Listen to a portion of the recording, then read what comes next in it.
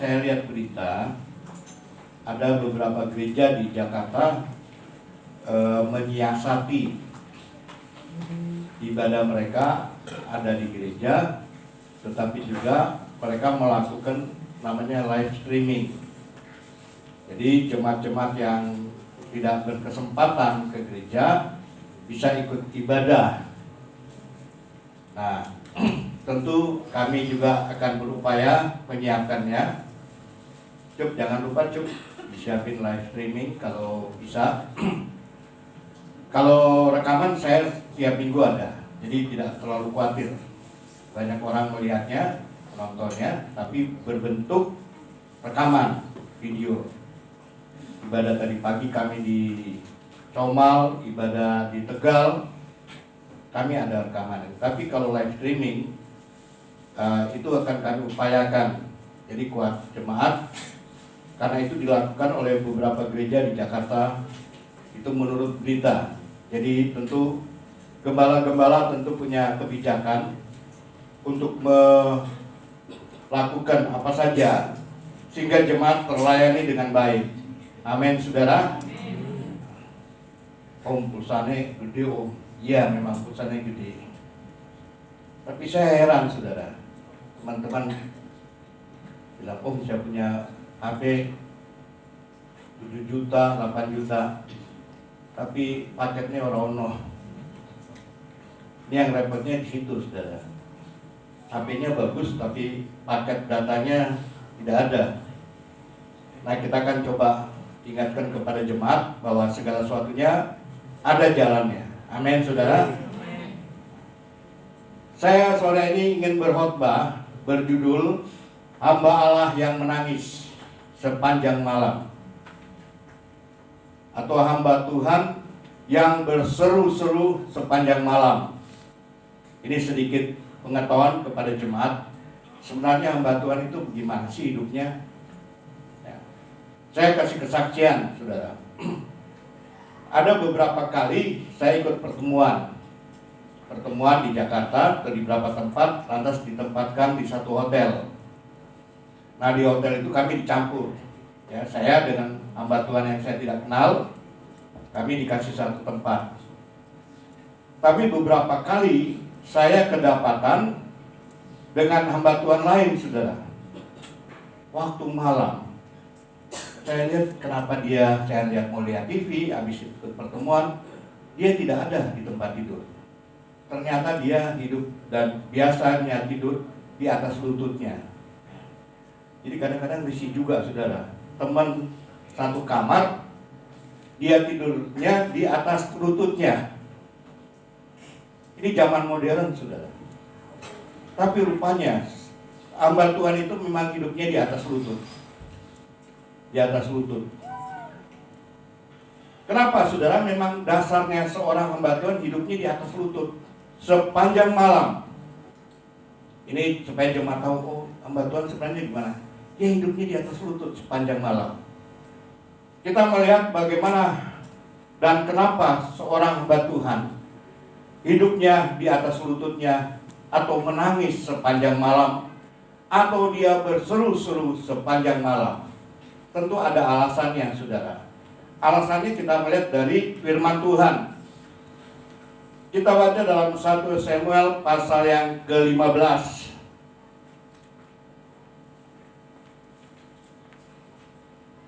Ayat 10 sampai ayat 12 dulu ya. 1 Samuel pasal yang ke-15 ayat yang 10. Sudah ada itu rupanya ya. Kita bangkit berdiri. Kita baca yang sudah tersedia.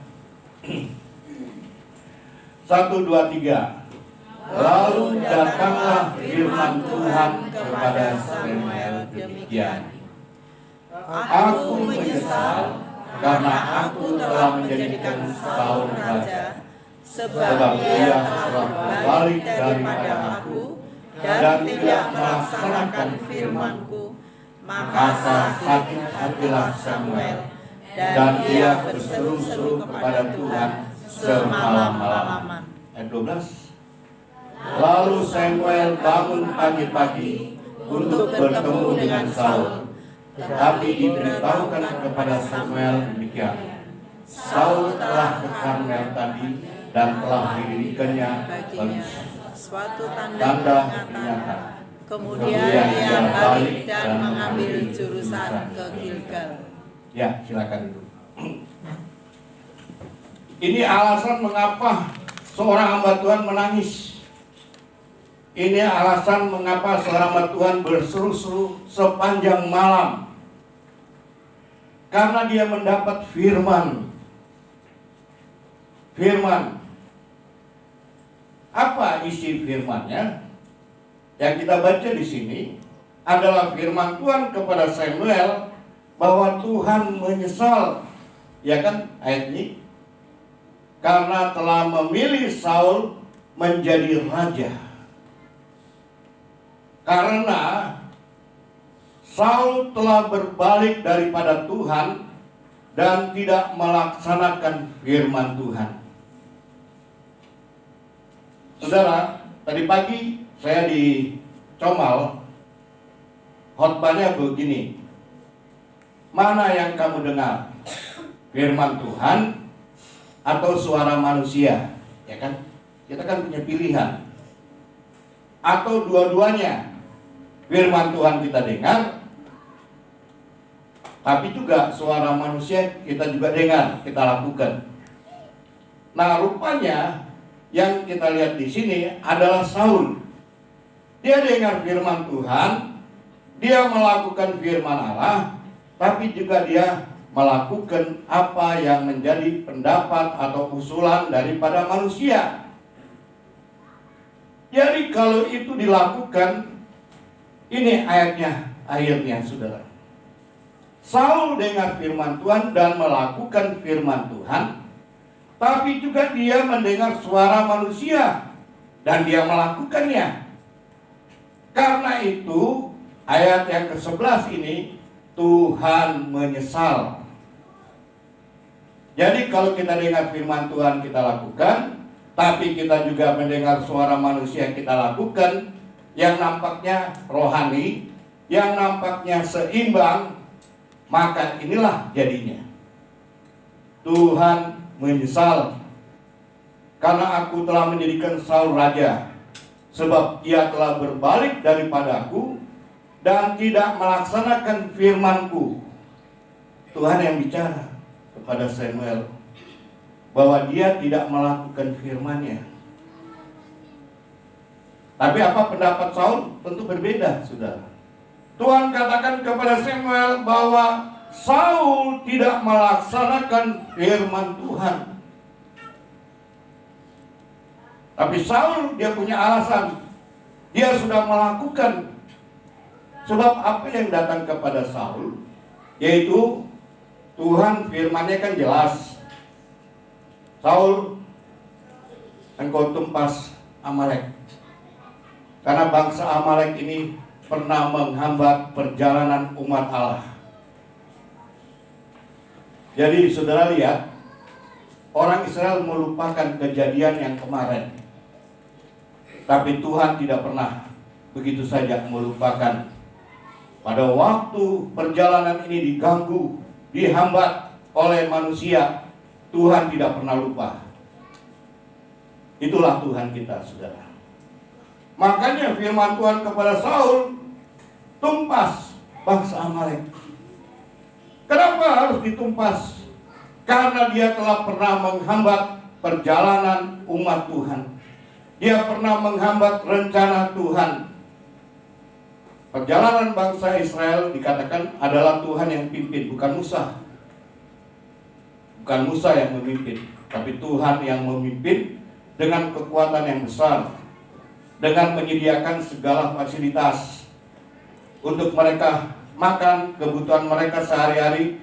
Tuhan masak sendiri. Di surga ada dapur umum. Dia masak, lantas dia kirim pada waktu pagi. Jadi segala kebutuhan itu disiapkan oleh Tuhan, yaitu mana. Mana itu disiapkan dengan cuma-cuma. Kalau Tuhan menyediakan, Tuhan menyiapkan segala sesuatunya cuma-cuma. Ya, tapi kadang-kadang ada yang cuma-cuma dari Tuhan, tapi ada pendeta mencari keuntungan. Nah, ini repot, saudara. Tuhan siapkan firman Tuhan itu dengan cuma-cuma. Makanya salah besar kalau ada bilang, aduh kita undang pendeta kok biayanya mahal. Itu salah besar, saudara. Salah besar. Saya bersaksi, saudara. Saya belum pernah mendapat uang karena dipanggil berkhotbah, ya, pakai tarif. Tidak. Kita pemain musik semua juga tahu bahwa kita semua melayani tidak ada tarifnya. Kalau kita datang melayani karena Tuhan sudah sediakan. Amin, saudara. Saya sama istri kemana-mana, ya, tidak ada tarif, saudara. Kami datang dengan rela hati, dan semuanya Tuhan sudah sediakan. Saya mau bersaksi, satu waktu ini Om Silata bilang, Rom, ikut kita. Kemana Om? Di Gojo. Oh tapi kita gak bawa baju. Ini ambil kopernya Om Silata dulu, kasih. Ini baju kelihatannya besar-besar nomornya. Nih, oh ada baju lagi, celana kelihatannya besar. Saya dilengkapi. Waktu saya ke Manado, saya hanya punya uang 2.500 di dompet pada waktu itu. Setelah saya di sana 2 minggu berkhotbah di berbagai tempat, saya pulang, uang 2.500 itu masih ada, saudara. Berikutnya saya pergi ke sana, kemana-mana, tiketnya sudah disiapkan, sudah disediakan. Amin, saudara. Karena memang firman Allah itu, firman Tuhan itu gratis. Allah menyediakan segala sesuatunya gratis. Tidak ada yang harus dibayar. Saya berdoa siang malam hari sampai hari ini, kalau kami diundang kemana saja, saya mohon Tuhan sediakan apa yang menjadi kebutuhan, termasuk apa sajalah. Kalau ada kendaraan yang Tuhan siapkan. Amin, saudara. Kita pergi kemana-mana, kalau bisa sampai kapanpun Tuhan sediakan. Amin, saudara. Gimana Cen? Kita tetap siap kemana-mana, ya. Ucup dia lupa dia punya tugas. Biasanya saya dibuatin teh karena ininya kegantung. Dia lupa. Jadi saudara, Tuhan menyediakan hidangan itu secara gratis. Tapi saudara lihat apa yang terjadi dalam bangsa Israel. Makanan yang enak itu mereka juga blenger. Jadi ada 2 masalah yang besar pada waktu perjalanan bangsa Israel ini. Mereka hadapi secara pribadi kejenuhan. Karena ini Amalek menghambat perjalanan mereka, sehingga mereka melingkar berjalan bertahun-tahun. Sebab kalau dalam hitungan yang biasa, perjalanan dari Mesir ke tanah Kanaan itu tidak terlalu jauh kalau itu berjalan kaki. Dibutuhkan berapa bulan saja. Dibutuhkan tenaga, kekuatan tidak sampai setahun. Tapi mereka melingkar 40 tahun. Dan itu Tuhan ingat. Tuhan ingat apa yang membuat Amalek ini. Tuhan ingat. Dia menghambat pekerjaan Tuhan. Tuhan ingat. Lantas Tuhan perintahkan Saul tumpas. Kalau tumpas artinya apa, saudara? Tidak ada yang tersisa. Setuju nggak kalimatnya ini? Kalau disuruh tumpas, berarti tidak ada yang tersisa. Tapi apa yang dilakukan oleh Saul pada waktu dia melakukan firman Tuhan? Dia sudah tumpas. Tapi bangsa rakyatnya melihat bahwa di Amalek itu banyak hewan ternak yang tambun-tambun. Jadi mereka pilih hewan yang tambun-tambun itu, mereka pilih, mereka tidak musnahkan. Jadi tersisa hewan-hewan yang tambun-tambun yang tidak dimusnahkan. Alasannya apa, saudara? Inilah kesalahan daripada Saul. Bangsa itu berkata kepada Saul, ini ada hewan tambun-tambun, kita pakai, ya kan? Karena kita butuh. Tiap hari kita punya ibadah memakai korban bakaran. Tiap hari kita mempersembahkan korban bakaran. Ada domba itu kan harus dibakar, disembelih, dibakar. Tiap hari mereka harus persembahkan korban bakaran. Nah, ini sudah tersedia. Ini pendapat daripada orang banyak. Dan Saul dengar. Saul dengar ini, saudara. Jadi pada waktu saya mau tanya, kenapa kamu tidak melakukan sepenuhnya firman Tuhan? Karena ada pendapat dari rakyat, supaya domba atau lembu atau hewan yang dipersembahkan kepada Tuhan dalam korban bakaran itu kita pakai. Tuhan bilang, jangan tersisa. Kalimat yang lain, ditumpas, artinya jangan ada yang tersisa. Tapi ini mereka sisakan yang tambun-tambun dengan pengertian, dengan pemahaman untuk persembahkan kepada Tuhan. Kan rohani, saudara. Alasan boleh rohani, pendapat itu boleh yang rohani. Tapi bagi Tuhan, kalau itu melanggar, ya melanggar. Saudara, dalam peraturan lalu lintas, ya, bahwa mobil, semua penumpang di depan harus memakai sabuk. Betul tidak, saudara? Satu waktu minggu pagi saya sama istri pulang ke Widadesa. Saya biasa santai, saudara, bawa mobil. Ini istri saya bilang, itu di depan ada teman saya, daerah Sipait itu, di Pangkalan truk. Disuruhlah kami mampir karena ada rahasia.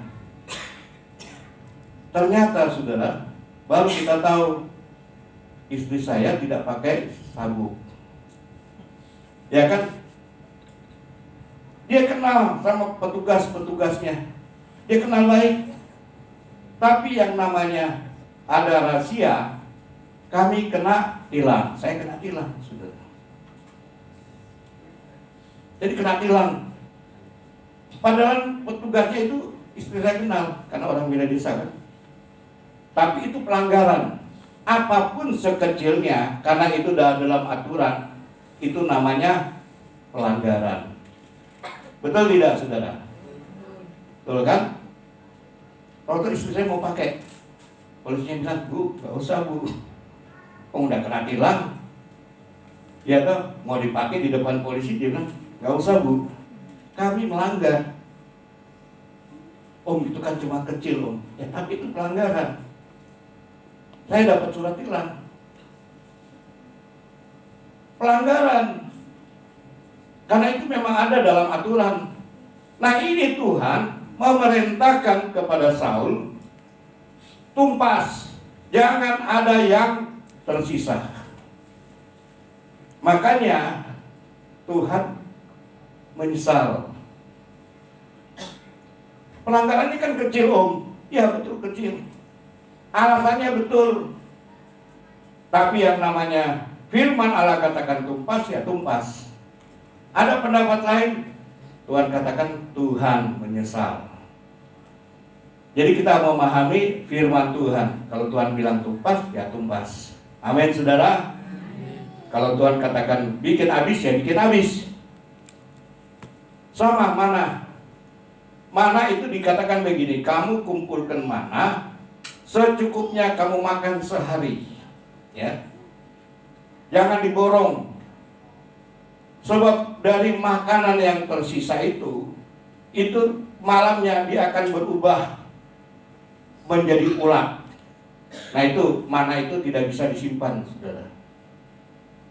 Kalau ada orang-orang, oh ini kebetulan kita borong deh, kita borong buat besok, itu sudah berbentuk, sudah berubah menjadi ulat. Jadi Tuhan atur segala sesuatunya menurut caranya Tuhan. Kalau Tuhan katakan ambillah mana secukupnya untuk itu hari, ya pergunakanlah untuk itu hari. Amin, saudara. Tuhan katakan kalau kamu menghadapi kesulitan, biarlah kesulitan itu untuk hari itu, hari ini. Biarlah kesusahan itu sehari lepas sehari. Jangan borong kesusahan besok, kita borong ini hari. Tuhan katakan biarlah kesusahan itu sehari lepas sehari, kita tanggung dan kita hadapi. Jangan kita borong. Malam hari ini, saudara, kita dengar banyak kesulitan hidup. Tapi biarlah kesulitan hidup yang kita tanggung untuk ini hari. Amin, saudara. Jangan kita borong dalam pikiran terlalu sumpek. Karena kita khawatir terlalu banyak. Biarlah khawatir itu, biarlah kau hadapi hari lepas hari. Jangan diborong. Kekhawatiran itu besok gimana ya, besok gimana ya, besok gimana ya. Seminggu ke depan kita khawatir untuk minggu. Dan bilang cukupkanlah dirimu hari lepas hari. Karena beranggapan berdasar dari mana. Nah malam hari ini, itulah gambaran kenapa seorang hamba Tuhan dia menangis berseru-seru sepanjang malam. Karena firman Tuhan itu, saudara. Kan firman Tuhannya bukan kepada Samuel, bukan untuk Samuel. Tetapi ini Samuel, dia harus bawa berita itu kepada Saul. Dan itu dia bertanggung jawab untuk menyampaikan firman-Nya secara utuh. Dia tidak boleh kurangi, dia tidak boleh maknanya dari firman itu. Kalau firman Tuhan itu katakan Tuhan menyesal, maka dia harus sampaikan itu, saudara. Utuh firman Tuhan. Seorang hamba Allah adalah seorang yang menyampaikan pikiran-pikiran ilahi kepada jemaatnya. Seorang hamba Tuhan menyampaikan apa yang menjadi rencananya Tuhan untuk jemaatnya. Ini berat. Samuel itu merasa berat, saudara. Makanya dikatakan dan ia berseru-seru kepada Tuhan semalam-malaman. Yakub dia pernah berdoa semalam-malaman. Karena rasa takut yang hebat membuat dia berdoa semalam-malaman. Dan ini ada lagi seorang hamba Allah, dia berseru-seru kepada Tuhan semalam-malaman. Jadi kalau kita merasa bahwa firman itu yang ingin disampaikan itu cukup berat, kita berdoa semalam-malaman. Ya. Jadi seorang hamba Tuhan pada waktu mau menyampaikan firman, dia akan mengalami pergumulan hebat semalam-malaman. Jadi banyak hamba Tuhan hari-hari ini untuk menyampaikan kabar baik, dia berdoa semalam-malaman. Bahkan dia berseru-seru kepada Tuhan semalam-malaman. Inilah firman Tuhan pada malam hari ini. Supaya jemaat Tuhan mengenal seorang hamba Allah, dia tidak akan tertidur dengan nyaman, enak sepanjang malam. Dia akan berada di atas lututnya, berseru-seru kepada Tuhan semalam-malaman. Ini sedikit gambaran. Kelihatannya hamba Tuhan itu enak ya? Nggak ada hamba Tuhan yang enak, saudara. Betul. Seperti ini, dia tidak nyaman hidupnya. Pada waktu firman itu datang, dia berseru-seru kepada Tuhan semalam-malaman. Jadi kami hamba Tuhan kadang-kadang ada seperti dalam kisah Samuel ini. Bukan kami mengalami kesulitan untuk makan, bukan kami mengalami kesulitan untuk hidup, bukan. Tapi ada firman yang harus disampaikan kepada Saul. Ini Saul kan raja, penguasa. Itu raja Di dalam kisah-kisah Alkitab, kalau raja tidak berkenan ya dengan kalimat, dia perintahkan orang pancung itu kepala, pancung saudara. Karena raja punya kekuasaan yang mutlak zaman dulu.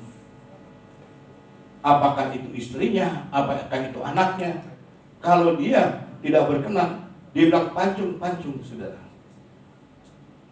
Makanya Samuel dia berseru-seru kepada Tuhan karena dihadapin. Dia berdoa sepanjang malam. Yakub dia berdoa sepanjang malam. Dia mohon anugerah Tuhan, dia mohon hikmat Tuhan. Kita kalau menyampaikan firman kan kita berdoa dulu saudara, supaya firman itu tidak nyentok hati orang, tidak melukai hati orang. Kan begitu saudara. Saya khotbah keras saudara, tapi suaranya yang keras. Tapi saya ingat firman Tuhan itu tidak akan melukai hati orang. Amin saudara. Saudara dengan khotbah saya keras saja saudara bakal tak tersinggung. Karena apa? Karena kita sudah bawa dalam doa. Kita mohon rahmat dan anugerah Tuhan supaya firman yang disampaikan itu bisa membuat jemaat itu terpesona kepada Tuhan. Terpesona kepada Tuhan. Kan begitu. Bagaimana kita ingin membantu orang menasihati? Kan maksudnya supaya dia paham, ya kan? Kita perlu hikmat. Saya ingat Om Sudarto bilang, kalau kamu nasihati orang, jangan seperti begini. Ya. Ada nyamuk di kepala orang, ya kan? Saudara lihat ada nyamuk di kepala orang. Kan saudara nggak hantam begini saja dengan, nah itu contoh nyamuk itu. Hajar kepalanya, karena ada nyamuk. Nyamuknya terbang, orangnya kelengar saudara. Jadi Om Sudarto yang membaguskan kasih. Begitu juga kalau kita ingin menasehati orang, ada nyamuk ya, kita bantu supaya nyamuknya mati, orangnya jangan tersinggung. Kan begitu. Berarti kan sulit. Samuel sulit menghadapi Saul. Tapi dia berseru-seru kepada Tuhan semalam-malaman. Ya, kita berdoa pada malam hari ini. Yang penting saudara punya pengetahuan tentang seorang hamba Allah yang hidupnya sepanjang malam berseru-seru menangis di kaki Tuhan. Kami bersyukur kepada Tuhan. Ada beberapa pengetahuan firman Allah tentang seorang hamba Allah yang hidupnya di atas lutut, yang hidupnya di dalam tangisan sepanjang malam, yang hidupnya berseru-seru kepada Tuhan semalam-malaman karena ingin menyampaikan firman Allah, dan firman itu bermanfaat, berguna bagi orang yang mendengarnya.